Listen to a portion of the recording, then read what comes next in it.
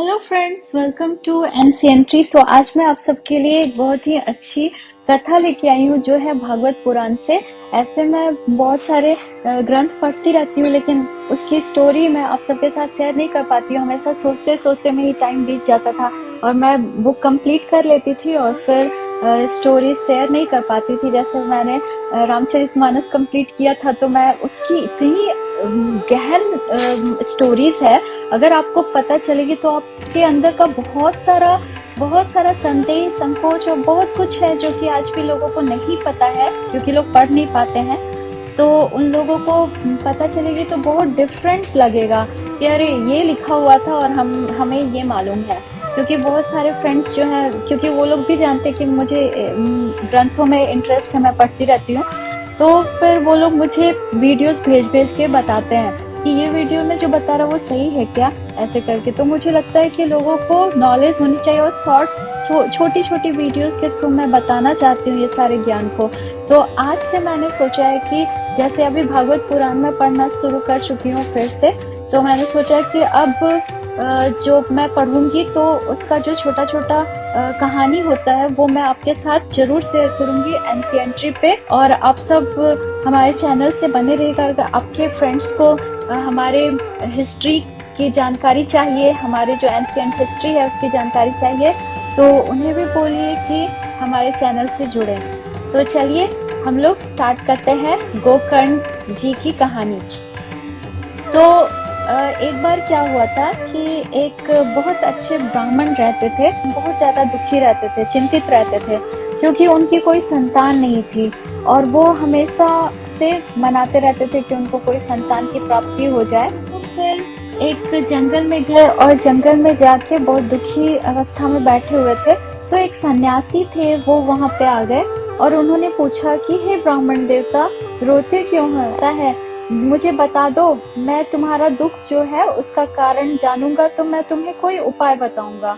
तो वो ब्राह्मण देवता जो थे वो बहुत रोते रोते कहने लगे कि मेरी कोई संतान नहीं है और मुझे बहुत दुख इस बात की है कि हमारा बहुत समय बीत चुका है और कोई संतान नहीं है।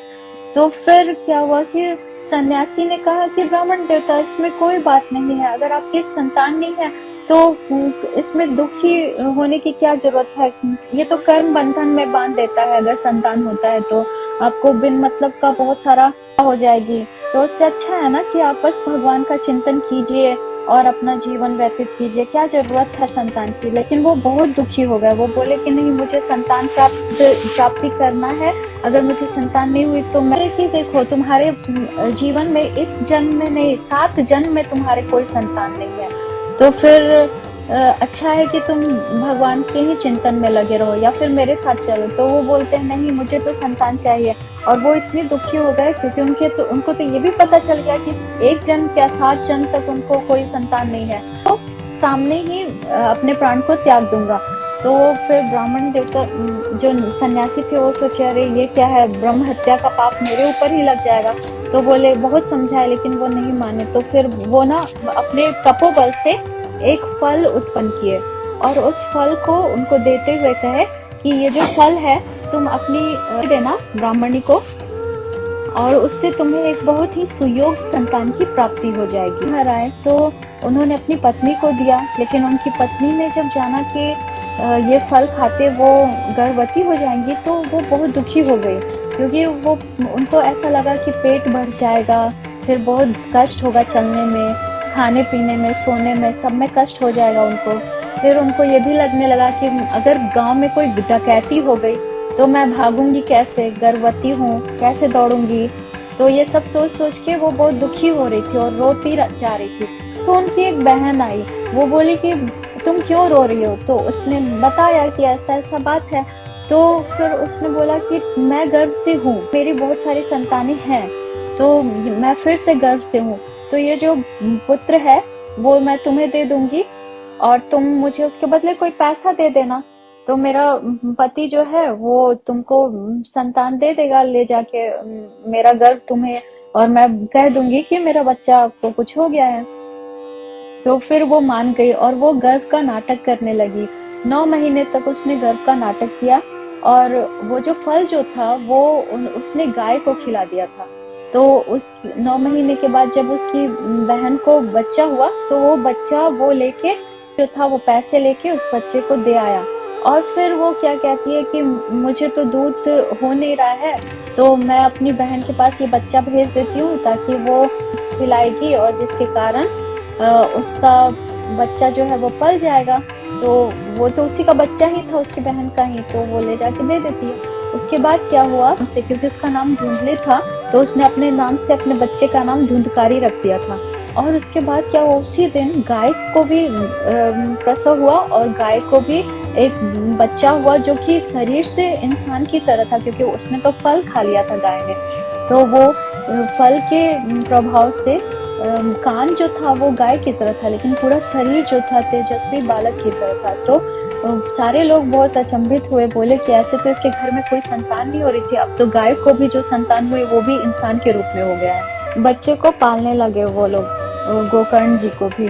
लेकिन गोकर्ण जी तो तपस्वी का दिया हुआ प्रसाद थे, तो वो बहुत महासन्यासी हो गए। वो जो धुंधकारी था वो जैसे ही बड़ा हुआ बहुत व्याभिचार में पड़ गया, बहुत गलत गलत काम करने लगा। जो भी छोटा बच्चा उसको दिखता था उठा के उसको कुएं में डाल देता था और बहुत मतलब खराब खराब काम करता था।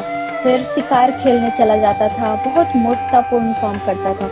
और एक बार तो ऐसा हुआ कि अपनी माँ को उसने इतना मारा, धुंधली को इतना मारा कि वो तो अधमरी जैसी हो गई। तो फिर उसने सोचा कि रोज मारता है, इससे अच्छा है कि मैं खुद ही कुएं में जाके कूद जाऊं। तो फिर वो कुएं में जाके कूद के मर गई।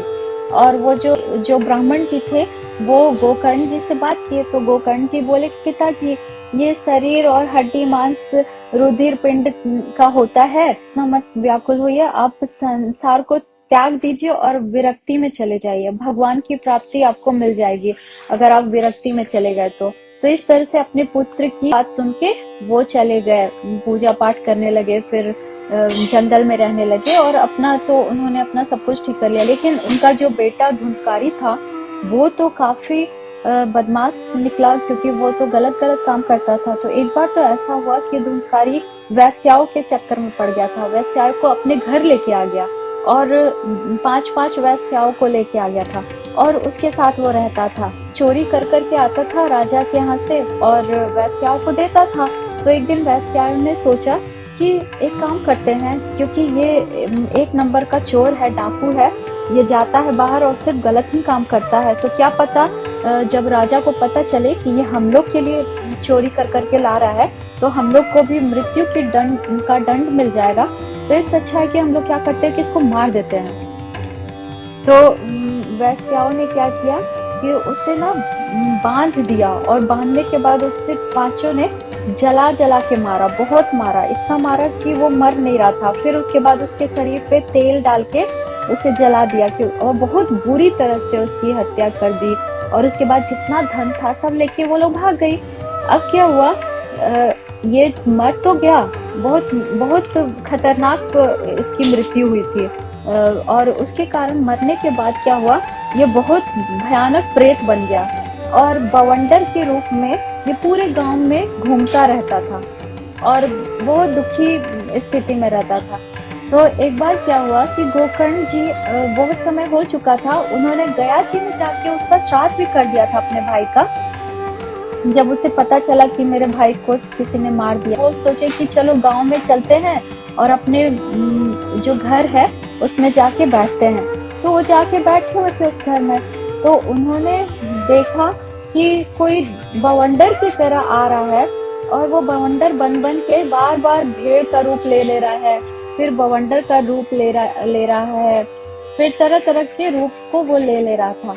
तो ये देख के उन्हें बहुत अजीब लगा कि ये क्या है। फिर उन्होंने अपने तपोबल वाला जो कमंडल था उससे थोड़ा सा पानी निकाल के उसके ऊपर छिड़का, तो उससे थोड़ा सा होश आया। वो जो धुंधकारी था वो बोलने लायक हो पाया, क्योंकि उससे पहले तो वो बस रूप बदल रहा था, भयानक रूप बदल रहा था, कभी कुछ बन जा रहा था, कभी कुछ बन जा रहा था। तो फिर क्या हुआ, जब उस पर पानी छिड़का गया तो फिर वो थोड़ा सा उसका पाप जो था वो कम हुआ और पाप कम होने के कारण प्रेत जो था वो बोला कि मैं तुम्हारा भाई हूँ, मेरा नाम धुंधकारी है। मैंने अपने ही दोस्त से अपना ब्रह्मणत्व जो था वो नष्ट कर दिया था। मेरे कुकर्मों की गिनती ही नहीं की जा सकती है। मैं तो महान ज्ञान में चक्कर काट रहा था और इस तरह से वो बहुत दुखी हो गया। फिर कहा कि भाग्य के सागर हो और इस प्रकार तुम जल्दी से मुझे इस प्रेत योनि से छुटकारा दिला दो मेरे भाई गोकर्ण, मुझे छुटकारा दिला दो। धुंधकारी इस तरह से बोल बोल के बहुत दुखी होने लगा। फिर गोकर्ण ने कहा, भाई मुझे इस बात का बड़ा आश्चर्य हो रहा है। मैंने तुम्हारे लिए विधि पूर्वक गया जी में पिंडदान भी करा दिया था, फिर भी तुम प्रेत योनि में कैसे चले गए और मुक्त कैसे नहीं हो पा रहे हो? यदि गया श्राद्ध से भी तुम्हारी मुक्ति नहीं हो पा रही है, तब इसका और कोई उपाय ही नहीं है। अब मैं कुछ और करता हूँ।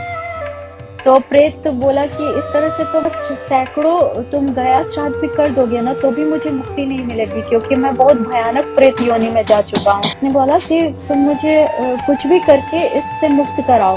तो गोकर्ण जी बोले कि ठीक है, मैं देखता हूँ। फिर गोकर्ण जी गए, बहुत सारे ऋषि महर्षियों से मिले, बहुत सारे लोगों से मिले और सबसे पूछा तो सब यही बोल रहे थे कि जब इतना गया में श्राद्ध होने के बाद भी वो मुक्त नहीं हो पा रहा है, तब तो सही में ये तो बहुत दुविधा की बात है कि ये कैसे किया जाए उसको मुक्त।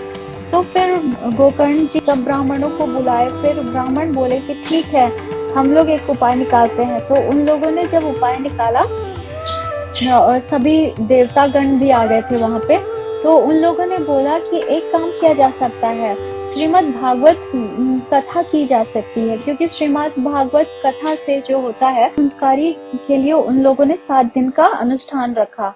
फिर गोकर्ण जी ने वहां पे सबको बुलाया, बहुत अच्छे से सब कुछ हुआ, अनुष्ठान किया गया, सब कोई बैठा, पूजा शुरू हुई। और ना धुंधकारी जो था वो एक बांस का वहां पे गट्ठर था जिसमें 7 गट्ठर लगे हुए थे। तो उस बांस में, क्योंकि वो तो प्रेत शरीर था, तो वो बांस में घुस गया। बांस में बीच में जो सुरंग होता है उसमें वो घुस के और वहीं पे रहा जब तक यहाँ पे पूरा भागवत कथा चल रही थी। तब तक वो उस प्रेत शरीर में उसी तरह रहा और एक एक अध्याय, एक एक दिन बीतता जाता था तो एक गांठ फट जाती थी।